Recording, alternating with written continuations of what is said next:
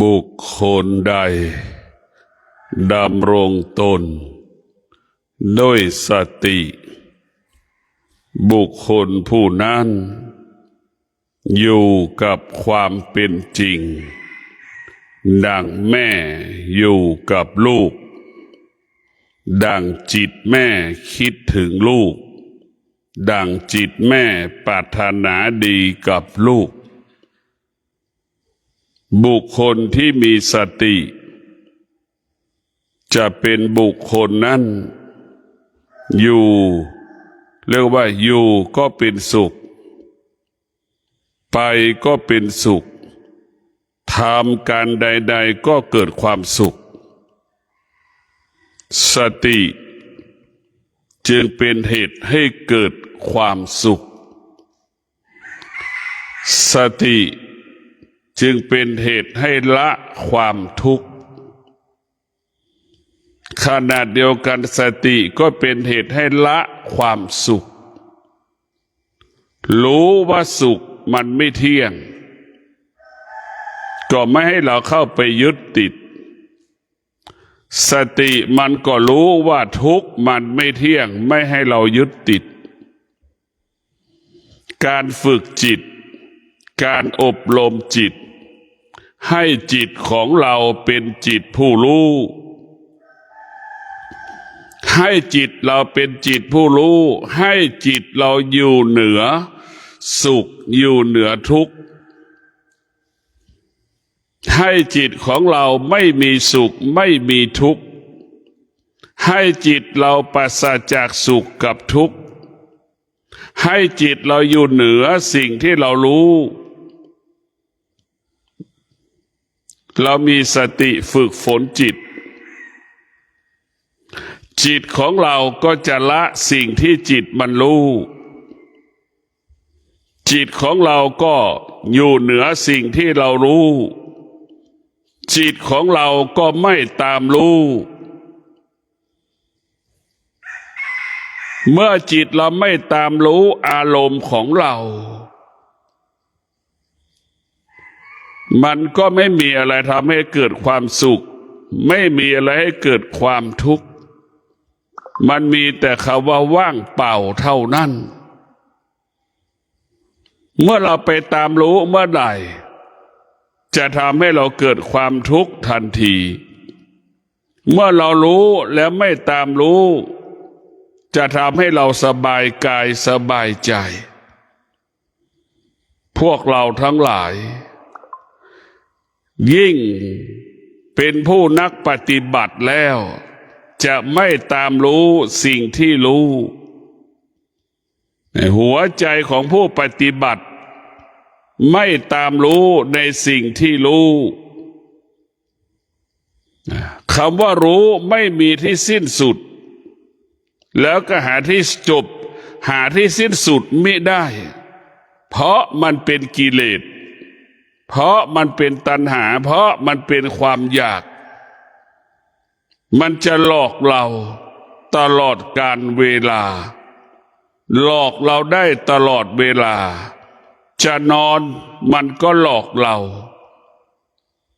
พวกเราทั้งหลายมันหลอกเราหมดพิจารณาดูจะนอนมันก็เบียดเบียนเราเห็นไหมมันเบียดเราหมดเราต้องพิจารณาว่ากี่ครั้งที่เรานอนแล้วมีความสุขภายใน1 อาทิตย์มีกี่ครั้งต้องพิจารณานี่แหละเราต้องพิจารณาความจริงกี่ครั้งที่เราตื่นแล้วมีความสุข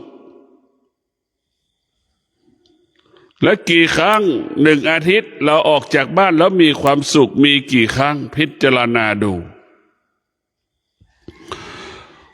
พวกเราทั้งหลายถ้าเราขาดสติเมื่อไหร่ชีวิตเราก็อยู่กับปัญหาเหตุการณ์นั้นๆเราขาดสติเราก็วกไปวนมากับเรื่องเดิมๆซ้ำๆดังคนจำนวนมากตกอยู่ใต้อำนาจสุขกับทุกข์ความพอใจความไม่พอใจ และวกไปวนมาสุขกับทุกข์พอใจไม่พอใจซ้ำๆซากๆเหมือนเด็กวกไปวนมากับได้กินได้เล่นไม่มีเรื่องอื่นวกไปวนมาซ้ำๆซากๆก็คือได้กินกับได้เล่นสภาพจิตของเราเป็นสภาพจิตของเด็กได้แต่กินกับเล่นมีแต่สนุกแต่ยังไม่รู้ว่าสุขกับทุกข์สุขมันก็ไม่รู้ทุกข์มันก็ไม่รู้พวกเราต้องพิจารณาพอมันเติบโตเติบใหญ่เด็กจึงเกิดรู้ว่าสุขจึงเกิดรู้ว่าทุกข์สุขกับทุกข์เกิดจากสิ่งที่พอใจกับไม่พอใจเอามาเป็นสุขเอามาเป็นทุกข์พวกเราทั้งหลายสุขของพระพุทธเจ้าคือสุขเกิดจากศีลสุขเกิดจากสมาธิสุขเกิดจากปัญญาสุขของธรรมะสุขของชาวบ้านสุขด้วยกิเลสสุขด้วยความอยากสุขด้วยความโลภสุขด้วยสิ่งที่เราต้องการสิ่งเหล่านี้เราเอาสิ่งที่มันเป็นกิเลสมาเป็นความสุขความสุขกลายเป็นของร้อนความสุขกลายเป็นของร้อนหนึ่งคืนนี่เราตายเพราะความสุขเท่าไหร่หนึ่งคืนหนึ่งวันเราตายเพราะความสุขกี่คนเราต้องพิจารณาสุขมันเป็นพิษเพราะสุขมันเป็นด้วยกิเลสตัณหาราคะความอยากสุขมันเบียดเบียนกันดังสามีภรรยาอยู่ด้วยกันมันเกิดการเบียดเบียนซึ่งกันและกันต่างคนต่างเบียดเบียนกันเรียกว่าสามีภรรยาเนี่ยมันเป็นศัตรูกันมันเป็นศัตรูมากกว่าเป็นมิตรมันจึงทำให้การมีชีวิตในการครองเรือนไม่มีความสุขในพวกเราทั้งหลายสุขของพุทธเจ้าก็คือศีลศีลนี่ทำให้เกิดความสุขศีลนี่ทำให้กายวาจาใจบริสุทธิ์เพราะฉะนั้นศีลจึงเป็นเครื่องวัดว่าการเป็นคนอยู่ที่ศีลการไม่เป็นคนก็อยู่ที่การไม่มีศีลนั่นแหละเราจะเป็นคนได้เมื่อเรามีศีลเราไม่เป็นคนเพราะเราไม่มีศีลเช่นสัตว์มันไม่สามารถรักษาศีลได้เพราะมันเป็นสัตว์แต่มนุษย์ประเสริฐสูงส่งยิ่งกว่าสัตว์มนุษย์สามารถรักษาศีลได้หากมนุษย์รักษาศีลไม่ได้มนุษย์ก็เท่ากับเป็นสัตว์แต่พวกเราทั้งหลายศีลคือหลักการประกันการเป็นมนุษย์ที่ประเสริฐ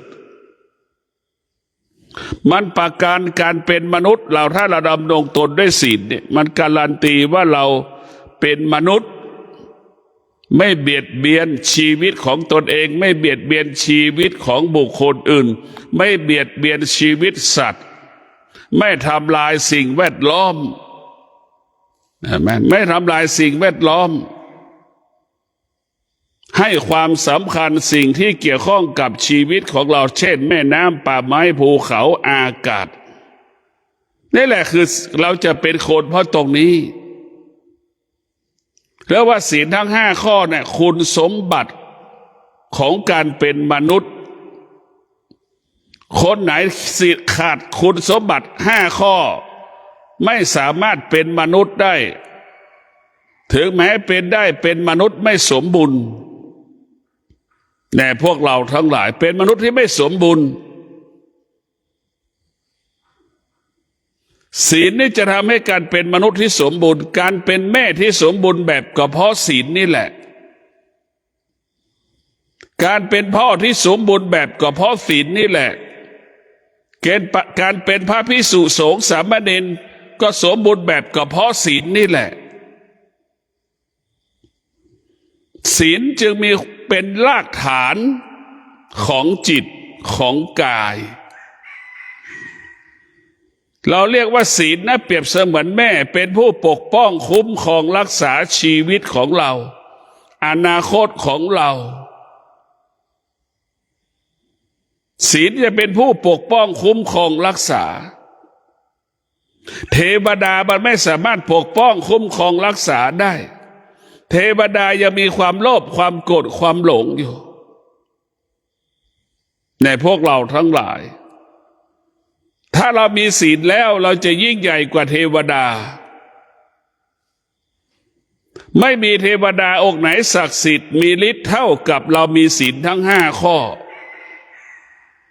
เรามีศีลทั้ง5 ข้อนี่แหละเราเป็นคนที่มีฤทธิ์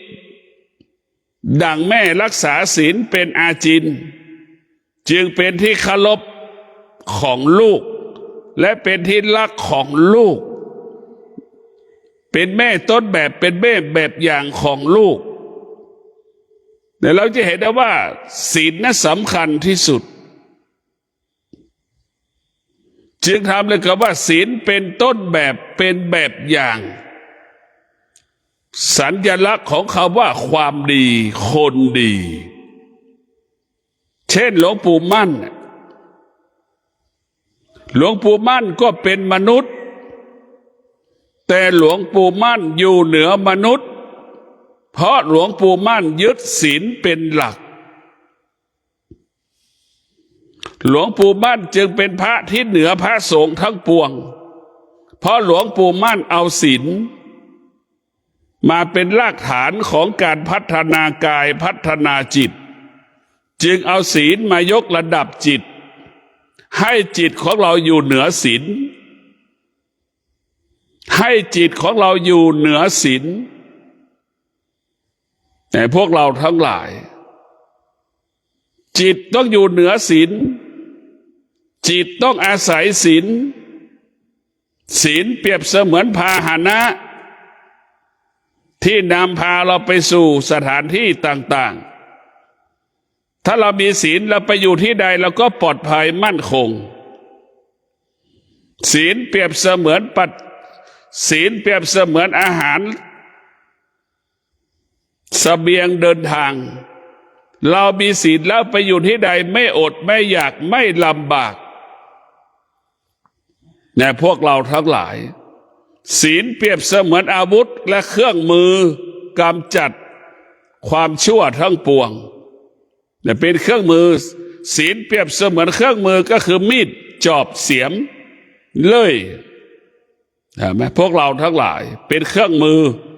การพัฒนาเป็นเครื่องมือของการพัฒนาและเป็นเครื่องมือของการแก้ปัญหาคือศีลเป็นเครื่องมือของการพัฒนาเป็นเครื่องมือของการแก้ปัญหาเป็นเครื่องมือส่งเสริมให้คนเป็นคนส่งเสริมให้คนเป็นคนเหนือคนดังหลวงปู่มั่นท่านเป็นมนุษย์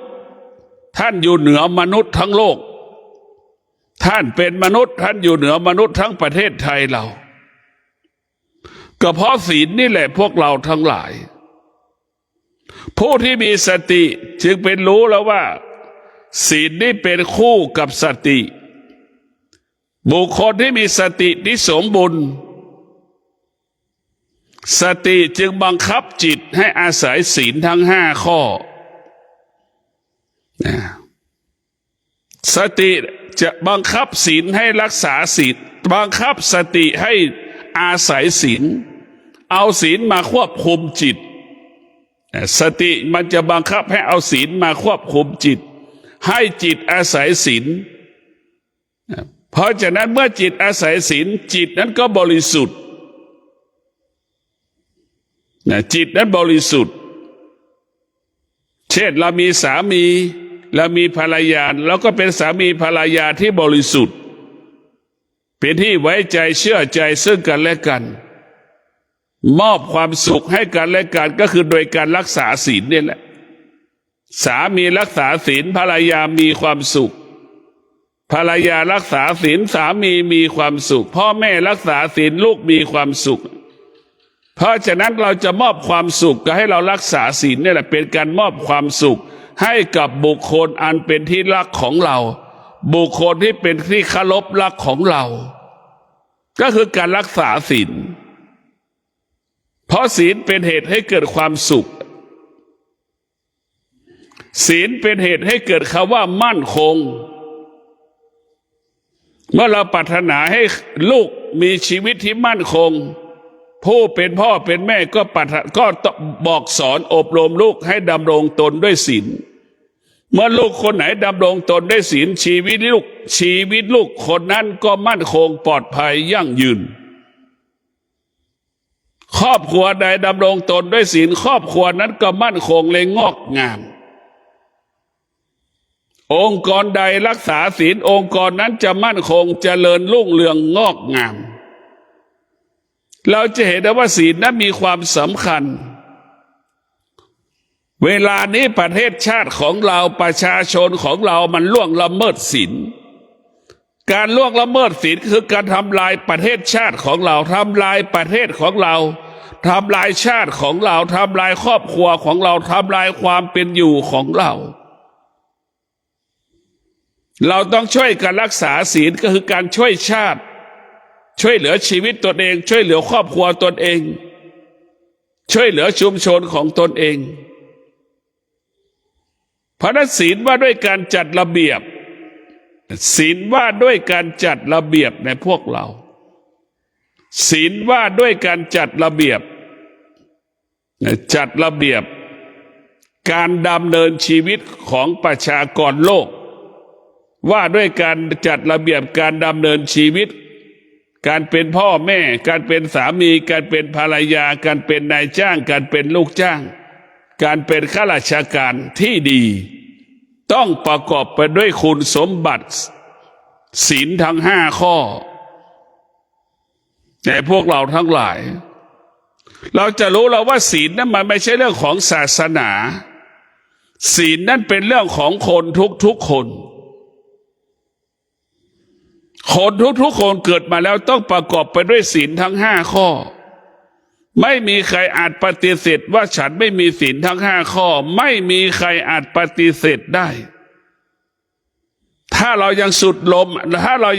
ลมหายใจอยู่เราจะเป็นต้องรักษาศีลโดยเฉพาะศีล5 ข้อที่1เนี่ยมันให้เรานะรักษาสิ่งแวดล้อมไม่ให้เราทำลายสิ่งแวดล้อมแม่น้ำป่าไม้ภูเขาอากาศมีความสำคัญต่อการมีชีวิตอยู่เนี่ยพระพุทธเจ้าสอนให้เราเข้าใจว่านี่คือสิ่งเหล่านี้เป็นความจริงพระพุทธเจ้าในสุดยอดของการเป็นพระพุทธเจ้า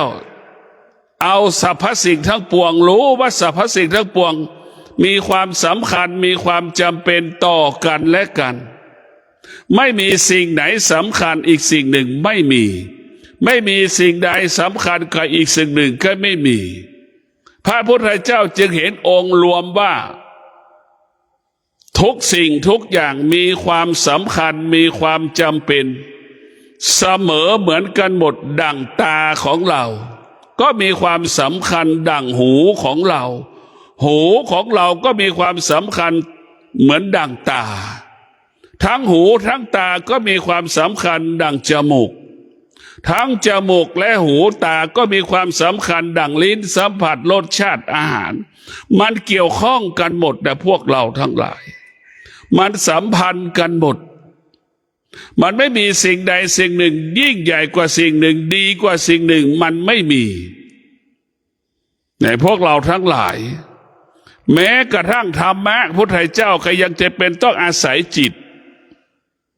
ธรรมะพุทธเจ้าจะเป็นต้องอาศัยจิต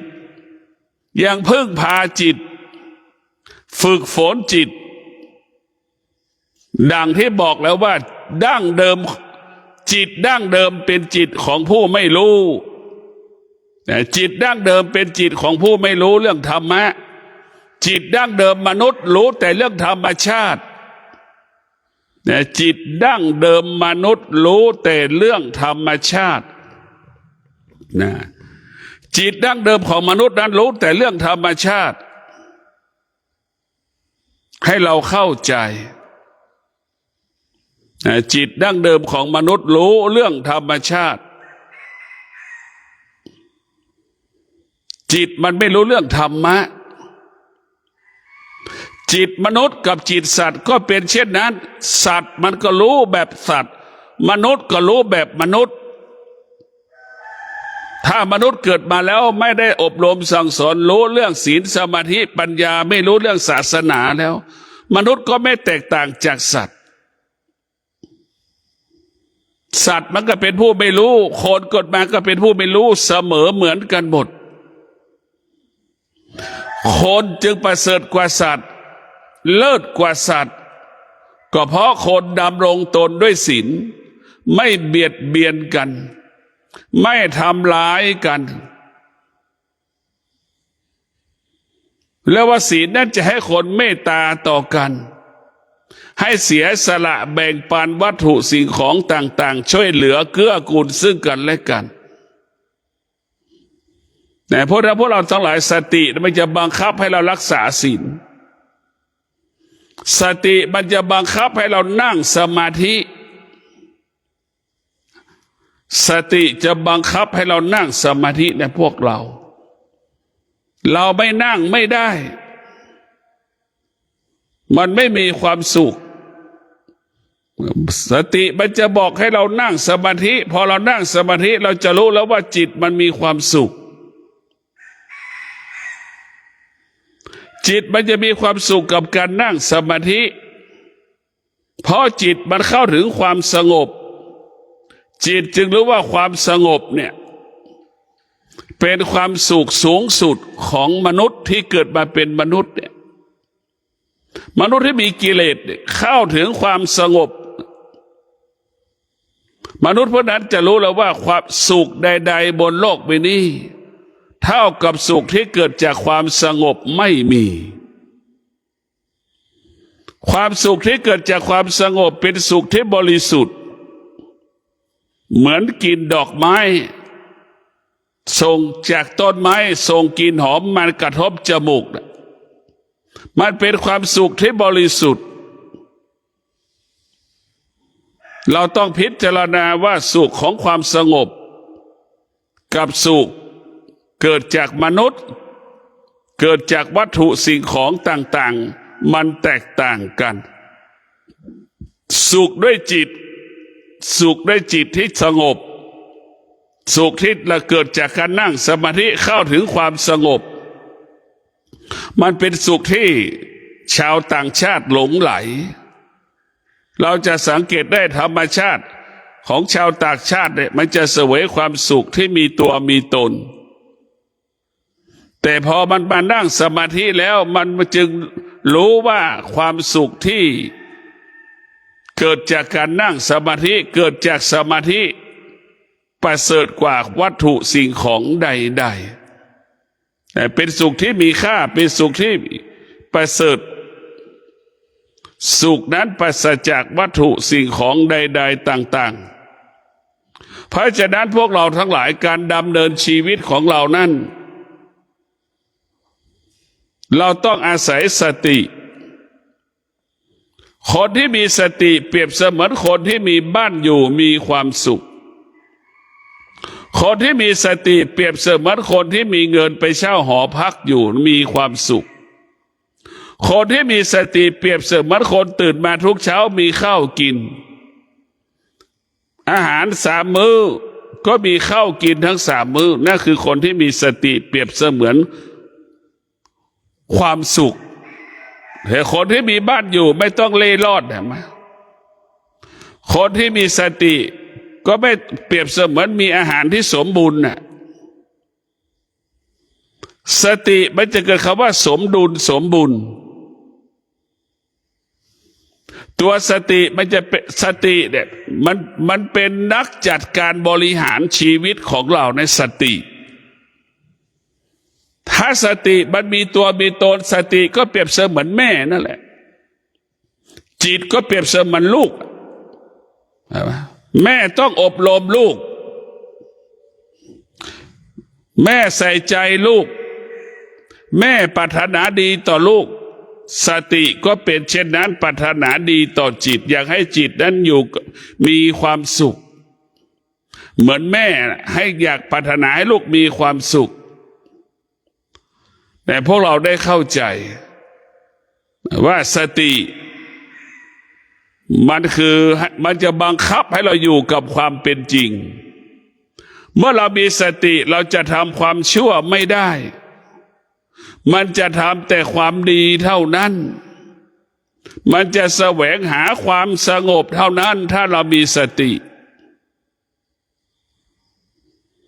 ตรงกันข้ามเราขาดสติมันจะทำให้เราคิดที่ไม่ดีพูดที่ไม่ดีทำสิ่งที่ไม่ดีแต่พวกเรามันจะเป็นแบบนี้อย่างนี้ชีวิตของเรานั้นมันต้องอาศัยสติบุคคลที่มีสติเนี่ยเรียกว่าเป็นผู้ที่เห็นอนาคตของตนเองเห็นอดีตของตนเองสติจึงเตือนจิตไม่ให้เราไปหลงในอดีตมันเป็นเรื่องอดีตสิ่งต่างๆเกิดขึ้นมันก็จบไปแล้วผ่านไปแล้วสติมันก็เตือนจิตไม่ให้เราไปหลงในอนาคตมันยังไม่เกิดและมันยังไม่เกิดและมันเกิดยังไม่ได้เพราะฉะนั้นสติจะจัดระบบความสมดุลสร้างความสมบูรณ์ให้กับชีวิตของเราในสติเราจะเห็นว่าผู้ที่มีสติจะเข้าใจความจริงอยู่กับความเป็นจริงนั้นได้ในผู้ที่มีสติเราจะเห็นได้ว่าบรรพชนของเราสร้างถนนขึ้นโดยสุเทพเป็นผู้ที่มีสติล้วนๆเมื่อมีสติมันจะตั้งมั่นทำถนนเมื่อมันมีสติมันตั้งมั่นมันจะต้องอดทนจะใช้ความอดทนเนี่ยเป็นรถแท็กเตอร์ใช้วิริยะภาคเพียรเนี่ยเป็นรถแมคโครเนี่ยพวกเราทั้งหลายถนนจึงประสบความสำเร็จได้เพราะเรามีสตินี่แหละเมื่อเรามีสติของที่หนักกลายเป็นของที่เบาของที่ยากกลายเป็นของที่ง่ายของที่ไม่สะดวกสบายกลับเป็นของสึกสะดวกสบายดังบรรพชนของเราสร้างถนนขึ้นโดยสุเทพนั้นก็เพราะสตินี่แหละพวกเราทั้งหลายไม่จะอยู่กับความเป็นจริงนะเราจะนึกดูคนที่มีสติเนี่ยจะสร้างถนนขึ้นสู่พระธาตุโดยสุเทพคนที่มีสติอีกไม่มีเวลาไปสร้างถนนคนเหล่านี้ก็เอาฟักเอาข้าวสารเอาอาหารแห้งเอาถั่วเอางาสารพัดอาหารมามอบให้กับคนที่สร้างถนนขึ้นสู่พระธาตุโดยสุเทพเห็นไหมนี่แหละเรามีสติมันก็จึงคำว่าสมดุลสมบูรณ์แต่ถ้าคนสร้างถนนขึ้นสู่พระธาตุโดยสุเทพไม่มีข้าวกินมันจะทำงานได้ไหมมันจะสร้างถนนได้ไหมเรานึกดูกันแล้วกันเพราะฉะนั้นพระพุทธเจ้าจะบอกว่าสรรพสิ่งทั้งปวงมีความสำคัญเสมอเหมือนกันหมดไม่มีสิ่งใดที่สำคัญกว่าอีกสิ่งหนึ่งไม่มีสิ่งหนึ่งสำคัญกว่าอีกสิ่งหนึ่งก็ไม่มีถ้าเราถึงจุดหนึ่งเราจะรู้ว่าสรรพสิ่งทั้งปวงเนี่ย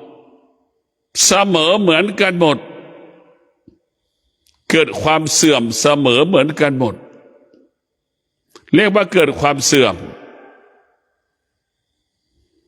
คำว่าเกิดความเสื่อมก็คือแก่เจ็บป่วยตายเหมือนกันหมดมันมาอยู่ที่เดียวกันพร้อมกันหมดเราจะเป็นต้องมีสติที่จะออกจากความเสื่อมให้ได้ ความโลภทำให้เราเกิดความเสื่อมความอยากทำให้เราเกิดความเสื่อมความโลภทำให้เราตกต่ำความอยากทำให้เราตกต่ำเมื่อเราปราศจากความโลภเราจะขึ้นสู่ที่สูงอยู่ที่สูงเรามีสติเราจะอยู่ที่สูงคำว่าสูงก็คือได้แก่สตินี่แหละคำว่าต่ำก็หมายถึงขาดสตินี่แหละเราเห็นว่าเราขาดสติก็เป็นคนไม่ดีของต่ำเรามีสติเราจะรักษาศีลเราเป็นของสูงเราพิจารณาดูว่า50% ของคนเรานี่ล่วงละเมิดศีล50รักษาศีล50เราต้องพิจารณาการมีชีวิตอยู่เนี่ยธรรมะเป็นสิ่งสำคัญที่สุดทำอะไรก็แล้วแต่ที่มันเป็นธรรมนี่คือธรรมะทั้งสิ้นธรรมะจะเกิดคำว่าคุณประโยชน์ต่อการมีชีวิตเราอยากเห็นธรรมะคือเหมือนใบไม้ที่มันร่วงเห็นไหมธรรมะคือเกิดประโยชน์เหมือนใบไม้ที่มันร่วงมันแก่เหลืองแล้วมันก็ร่วงเสร็จแล้วมันแห้งแล้วมันก็กรอบพอฝนตกมันก็สลายกลายเป็นปุ๋ยนั่นแหละเป็นประโยชน์ทั้งทุกอย่างมันเป็นประโยชน์ทุกเรื่องธรรมะเรียกว่าธรรมะเป็นคุณต่อชีวิตของเราแต่เราต้องมีสติพิจารณาเราจะเห็นว่าสติจะบังคับให้เราอยู่กับความเป็นจริงดังบรรพชนของเราสติจะบังคับให้บรรพชนนั้นอดทนบังคับให้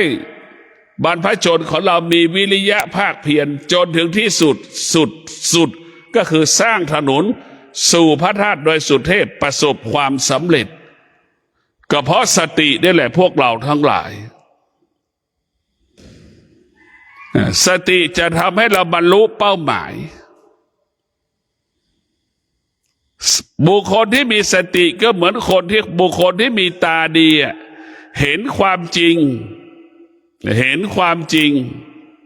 สัมผัสกับความเป็นจริงอยู่กับความเป็นจริงคือบุคคลที่มีสติเหมือนแม่อยู่กับลูกเหมือนลูกอยู่กับแม่นั่นแหละคืออยู่กับความเป็นจริงเหมือนแม่เห็นความจริงของลูกเหมือนลูกเห็นความจริงของแม่ว่าแม่ลำบากนะลูกก็จะเสียสละแก้ปัญหาให้แม่รู้ว่าลูกลำบากแม่ก็จะหาวิธีการแก้ปัญหาให้ลูกเห็นไหมในสติมันจะบังคับแบบนี้ตลอดเวลาสตินั้นจะทำให้เราตื่นรู้อยู่ตลอดเวลาสติจะทำให้เราตื่นรู้ทุกลมหายใจเมื่อเรามีสติแล้วเราจะตื่นรู้จะทำแต่สิ่งที่ดีงามเรียกว่าความคิดก็จะเป็นสิ่งที่ดีงามพูดก็เป็นสิ่งที่ดีงามการทำการใดๆก็เป็นสิ่งที่ดีงามเป็นประโยชน์เกิดประโยชน์ต่อตนเองและบุคคลอื่นๆเราจะเห็นว่าสติจะบังคับเราให้เราเสียสละเห็นไหมเหมือนเรามาอยู่ทางสายเอกนี่เรามีสติมันจะบังคับให้เราอดทนบังคับให้เราสลัดความโลภความโกรธความหลงความอยากสารพัดความอยากที่เราต้องการและปรารถนาแต่พวกเราต้องพิจารณาสติแล้วจะบังคับทั้งสิ้นมันไม่ตามใจจิตนะมันตามใจตลอดจิตมันตามใจตาจิตมันตามใจหูจิตมันตามใจจมูกจิตมันตามใจลิ้นแน่พวกเราทั้งหลายแต่สติมันไม่ตามใจรูปเสียงกลิ่นรสโผฏฐัพพะสัมผัสถูกต้องจิตมันไม่จะไม่สติมันจะไม่ให้เราไปหลงมันแต่เพราะฉะนั้นจิตที่มีสติจิตก็จะอยู่เหนือ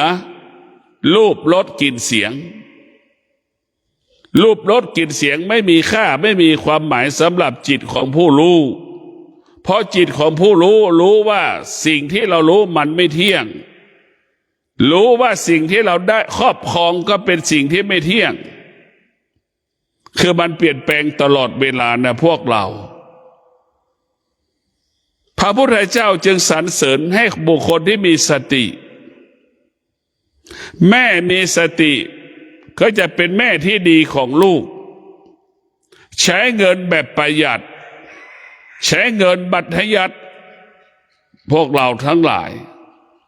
แม่คนไหนที่ขาดสติก็ใช้เงินจนเพลินใช้เงินจนเพลินเพราะแม่ที่ขาดสติใช้เงินจนเพลินจนถึงที่สุดก็เป็นคนยากจนแม่ที่มีสติยากจนก็คือมีความอดทนการใช้จ่ายที่สุดแม่ก็กลายเป็นคนร่ำรวยมีกินมีใช้เพราะแม่มีความอดทนเราต้องพิจารณาในพวกเราทั้งหลายชีวิตทุกชีวิตต้องพึ่งพาธรรมะพึ่งพาธรรมะธรรมะนี่แหละเป็นสัญลักษณ์ของพ่อของแม่ธรรมะนี่แหละเป็นสัญลักษณ์ของพระพุทธเจ้าเราเข้าถึงพระพุทธเจ้าได้เราต้องมีศีลทั้ง5 ข้อเพราะศีลทั้ง5 ข้อนั้นเป็นคุณสมบัติผู้ที่จะเข้าถึงธรรมผู้ที่จะไม่ได้บรรลุธรรมต้องประกอบไปด้วยศีลก่อนต้องประกอบไปด้วยศีลเป็นคุณสมบัติการจะเข้าถึงพระพุทธเจ้าการจะเข้าถึงพระธรรมการจะได้ไปถึงแดนแห่งธรรมก็ต้องศีลทั้ง5 ข้อนี่แหละเรียกว่าบุคคลใดดำรงตนด้วยศีลทั้ง5 ข้อง่ายสะดวกที่จะเข้าถึงพระธรรมได้ง่ายเข้าสะดวกเข้าถึงพระพุทธเจ้าได้ง่ายเพราะบุคคลที่มีศีลมีสมาธิมีปัญญามันมีน้อยมากแต่มันมีน้อยที่สุดเราต้องมีสติในการดำเนินชีวิตของเรามันต้องอาศัยธรรมะองค์รวมทุกเรื่องทุกอย่างดังพระภิกษุสงฆ์เนี่ยบวชก็ต้องอดทนพ่อแม่ก็ต้องอดทนลูกทุกคนก็ต้องอดทนไม่มีใครไม่อดทนไม่มีใครรู้จักคำว่าอดทนไม่มีทุกคนรู้แล้วว่าธรรมะมันเกิดขึ้นที่กายกับจิตร่างกายของเราเป็นสิ่งที่ให้เราอดทนร่างกายจะให้เราอดทนอยู่ที่ธรรมะบอกให้เรานั้นอดทนอยู่ที่กายกับจิตของเรากายของเราเป็นบ่อเกิดแห่งความอดทนเราต้องเข้าใจเรื่องวิถีคิดแห่งธรรมะเพราะธรรมะเป็นแสงสว่างให้เราบัณฑิตทั้งหลายต้องประกอบไปด้วยธรรมะเป็นบัณฑิตที่บริสุทธิ์เป็นพระที่บริสุทธิ์เราต้องประกอบไปด้วยศีลนี่แหละมนุษย์ทั้งหลายที่เกิดขึ้นมาแล้วบนโลกใบนี้ถ้ายึดศีลมากำกับชีวิตคำว่าความสุขคำว่าสันติสุขคำว่าสงบสุขเกิดขึ้นกับชีวิตของเราในพวกเราทั้งหลายคำว่าสงบสุขก็เป็นสิ่งที่เราต้องการคำว่าความสุขก็เป็นสิ่งที่เราต้องการความสุขจะเกิดขึ้นได้ต้องปฏิบัติตนประพฤติตนด้วยศีลสมาธิปัญญาศีลสมาธิปัญญานั้นมันเกี่ยวข้องและมีความสัมพันธ์ต่อกันและกันในท่านทั้งหลาย ชีวิตของเราต้องประกอบไปด้วยศีลสมาธิปัญญานำมาซึ่งทรัพย์สมบัติและปัจจัยสี่ในการดำเนินชีวิตของเราประกอบอาชีพของเราท่านทั้งหลายบุคคลที่มีธรรมะจะเป็นผู้ที่มีความมั่นคงในการรับรู้มีความมั่นคงในความคิดไม่มีใครจะมาเปลี่ยนแปลงความคิดเขาได้เพราะมีความมั่นคงคนที่ไม่มีธรรมะเป็นคนที่ไม่มั่นคงหล่อๆแหละมีเหตุมีผลมีข้ออ้างมีข้อแก้ตัวที่สุดก็อดอยากลำบากก็เพราะเราไม่มีธรรมะมีข้ออ้างมีข้อแก้ตัวเหมือนข้างข่าวอ่ะมันก็อ้างว่ามันมีหูมันไม่ใช่หนูมันจะอ้างอีกมันก็อ้างมีเหตุมีผลแต่พวกเราทั้งหลายคนที่มีเหตุมีผลเป็นคนที่ขาดสติและขาดปัญญาคนที่ไม่มีเหตุไม่มีผลเป็นคนที่มีสติคนที่มีปัญญาคนที่ไม่มีเหตุไม่มีผลเป็นคนที่มีสติปัญญามันจึงเกิดคำว่ารู้อยู่เหนือสิ่งที่เรารู้คนที่มีสติคนที่มีปัญญาจึงรู้ว่ารู้สิ่งที่เรารู้แล้วเราก็ละสิ่งที่เรารู้เรารู้เราไม่ตามรู้คนที่มีสติมีปัญญารู้ไม่ตามรู้ละสิ่งที่รู้อยู่เหนือสิ่งที่รู้นี่แหละคือคนที่มีสติปัญญาไม่มีเหตุไม่มีผลเข้าใจความจริงเข้าถึงความจริงปราศจากอารมณ์ความรู้สึกปราศจากความโกรธความโลภความหลงมีแต่คำว่าความจริงเท่านั้นอยู่ในหัวใจก็คืออยากให้ทุกคนนั้นมีเกิดความสุขพวกเราต้องมีสติในการดำเนินชีวิตมนุษย์ทั้งหลายเนี่ยมันมีส่วนน้อยที่มนุษย์ดำรงตนด้วยศีลมนุษย์จะมันน้อยที่จะเห็นคุณค่าของศีลแล้วก็ไม่เคยคิดว่าศีลนั้นมีบทบาทต่อชีวิตของเราเพราะนั้นศีลนั้นมีบทบาทต่อเรียกว่าการจัดการชีวิตระหว่างสามีภรรยาการอยู่ร่วมกันต้องประกอบไปด้วยศีลทั้ง5 ข้อการเป็นพ่อเป็นแม่เป็นระหว่างพ่อแม่สามีภรรยาลูกจะต้องอาศัยศีลนี่แหละเป็นการจัดการการบริหารเช่นพ่อแม่ที่ดีก็ต้องประกอบไปด้วยศีลลูกที่ดีก็ต้องประกอบไปด้วยศีลอันที่มันไม่ดีเพราะมันล่วงละเมิดศีลที่มันไม่ดีเพราะมันไม่รักษาศีลมันจึงทำให้ชีวิตเราผิดพลาดประสบปัญหาสารพัดปัญหาพวกเราทั้งหลายสตินะอาศัยศีลศีลอาศัยสติสติอาศัยสมาธิสติอาศัยปัญญาจึงเกิดคำว่าสติสมาธิจึงเกิดคำว่าสติปัญญาจึงทำให้เรานั้นเป็นคนปกติเป็นอมตะขอเจริญพร